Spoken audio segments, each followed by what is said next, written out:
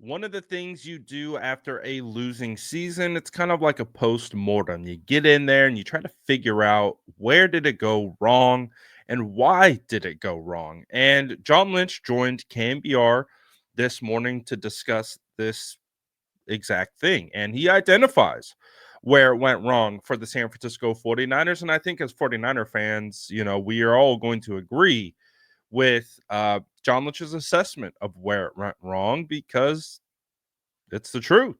So I have some thoughts into why it went wrong. Very strong thoughts, actually. But let's take a listen to what John Lynch has to say in regards to the assessment. And I'm going to give you my psychoanalysis of the situation on the other side. We haven't finished, and that's something we really pride ourselves in. We pride ourselves in having players who are finishers. We pride ourselves in collectively finishing. I think you look at our defense, going into last week, I believe we were the third ranked defense when it comes to yards. But I think in key situations, third down, you got to be able to get off the field, red zone defense, things of that nature.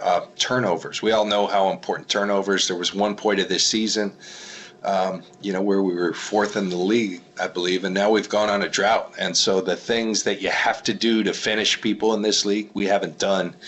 And that's a great question because it's something we have to address. And again, guys like Christian McCaffrey help finish games. Guys like Trent Williams, you don't think a left tackle. So those guys are part of that reason, but we can't just chalk it up to that. We got to go deeper and think there's ways that we could have still gotten it done.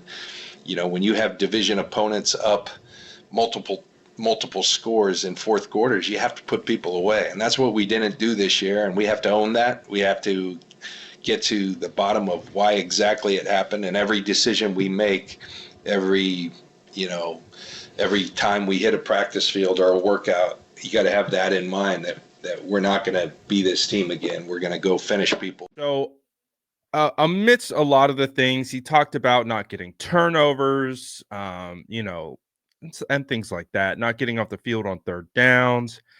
But ultimately, I think the main theme of what John Lynch was talking about was this team wasn't finishing games, especially in division. You had 3 games against the Cardinals, Rams, and the Seahawks that you let them come back and beat you, where you had leads in the fourth quarter.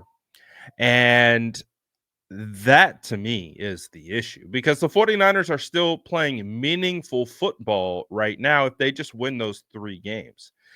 And it is to me the biggest issue with this team's identity in general. um, is we know that they're a really good team, like historically under Kyle Shanahan. They've had bumps and bruises along the way, but for the most part, they've been competing for NFC championships or Super Bowls, at least in the last couple years. And when it comes down to it, when they've lost all of those games, it comes down to not finishing them. It comes down to not taking advantage of the opportunities that are in front of you. And it kind of just blows away into the wind. And for 49er fans, it's extremely disappointing. You lose 2 Super Bowls by, with 10-point leads in the fourth quarter. And you look at these games that they lost this year, very similar. And so you ask yourself, why does this keep happening? What is the common theme here? And I've talked about this for a while now. I remember I was in LA week 3 against the Rams.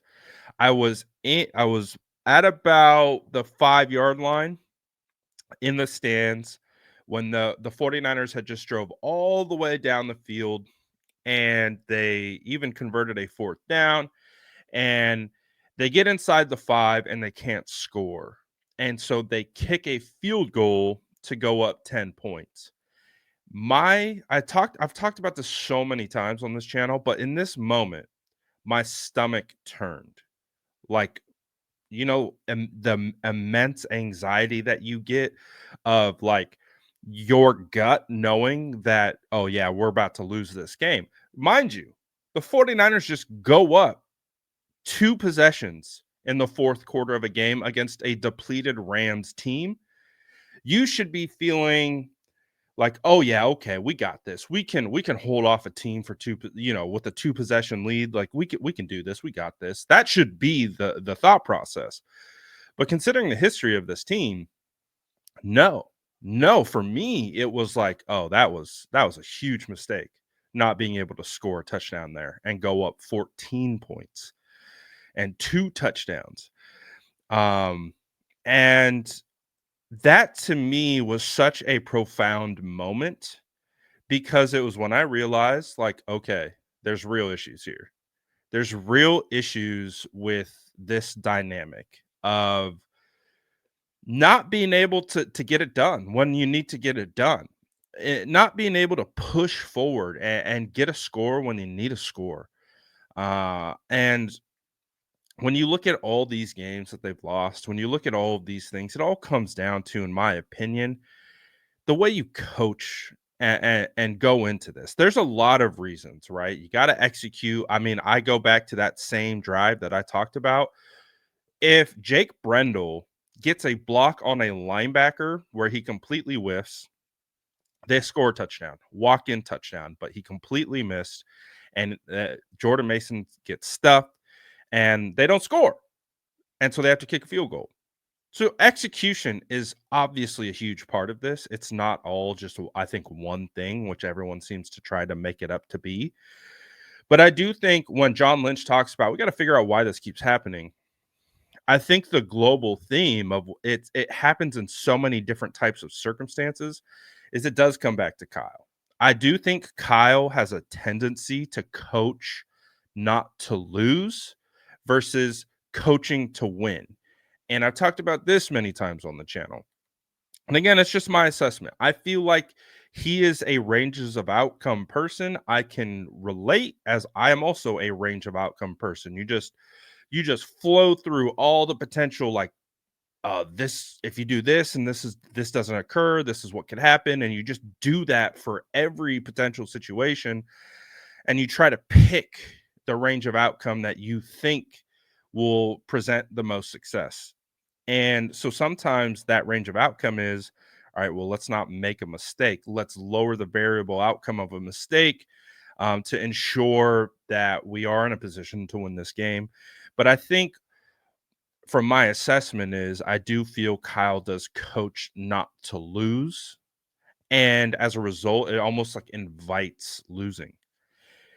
I after they kicked that field goal, I tweeted out, the 49ers need to treat every 10-point lead like they're down 7 points.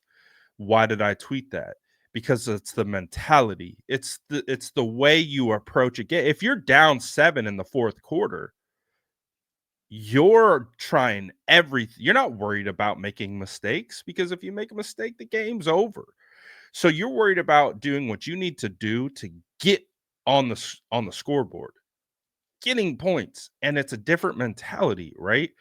And so I just feel that the 49ers play with this mentality to not lose games, which is more of a Kyle thing, than they do to win games, meaning like, look at Dan Campbell, for example. He plays to win games. He plays ultra aggressive, going for it on fourth down. Sometimes it gets him in trouble. Got him in trouble against the 49ers, but he was playing to win the game. He wasn't playing to lose the game. He was playing to win the game. And hey, sometimes it doesn't always go your way. There's variables on both sides of it, right? And so it's not like one is completely better than the other. The perfect storm is being able to be able to pull on both levers, to be able to be like, oh, we need to be super aggressive in this spot and we need to be more conservative in this spot. But I feel like Kyle's ultra conservative.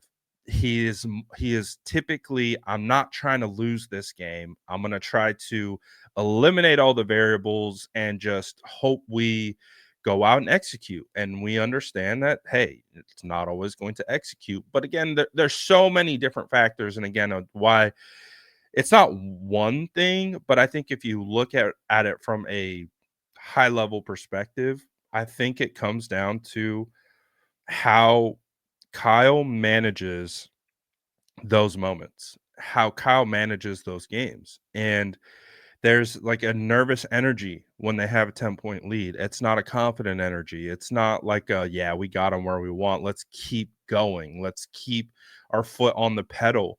It's like, all right, you know, we're gonna run out the clock. And I get it. I get those aspects of it. I want to sit here and say like I'm not aware of game management and like how you got to get, but there's an energy that comes along with it. And I feel like the energy that the 49ers play with in these fourth quarters is let's not lose this, opposed to we got them where we want them. Let's go out and win this. And I think that mentality, it creates two distinctly different ways of processing the information and making decisions. And I think as a head coach, your energy permeates through the rest of the team. And so I think with what we saw this year, why is it all like they are playing in the image of their coach. They're playing in the image of let's not mess this up.